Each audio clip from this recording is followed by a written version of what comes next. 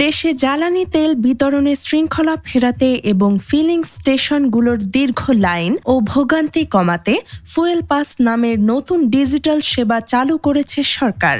Bangladesh petroleum corporation বিপিসির উদ্যোগে তৈরি এই কিউআর কোড ভিত্তিক অ্যাপ্লিকেশনটি বর্তমানে পরীক্ষামূলকভাবে ঢাকার তেজগাঁওয়ের ট্রাস্ট ফিলিং স্টেশন এবং আসাদ গেটের সোনার বাংলা ফিলিং স্টেশনে শুধু মোটরসাইকেলের জন্য চালু করা হয়েছে।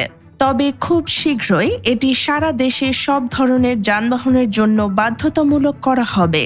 ডিজিটাল এই ফুয়েল পাস ব্যবহার করতে চালকেরা স্মার্টফোনে গুগল প্লে স্টোর থেকে সরাসরি ফুয়েল পাস অ্যাপটি ডাউনলোড করে নিতে পারবেন।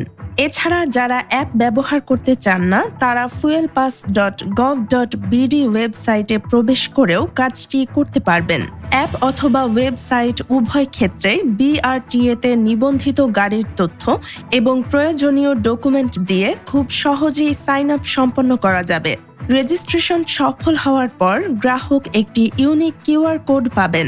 পাম্প অপারেটররা এই কোডটি স্ক্যান করলেই গ্রাহক তার নির্ধারিত কোটা অনুযায়ী জ্বালানি পেয়ে যাবেন।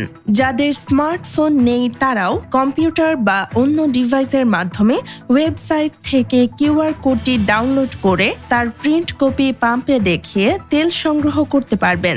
বিআরটিএ এর কেন্দ্রীয় ডেটাবেজের সাথে এই ফুয়েল পাস সংযুক্ত থাকায় জ্বালানি অবৈধভাবে সংগ্রহ করা বা কৃত্রিম সংকট তৈরি করা বন্ধ হবে এবং সরকারের পক্ষে রিয়েল টাইম তদারকি সহজ হবে। জ্বালানি অপচয় রোধে এই পাইলট প্রজেক্ট সফল হলে খুব দ্রুতই এটি সারা দেশে এবং সব ধরনের যানবাহনের জন্য চালু করা হবে বলে জানিয়েছে জ্বালানি ও খনিজ সম্পদ বিভাগ।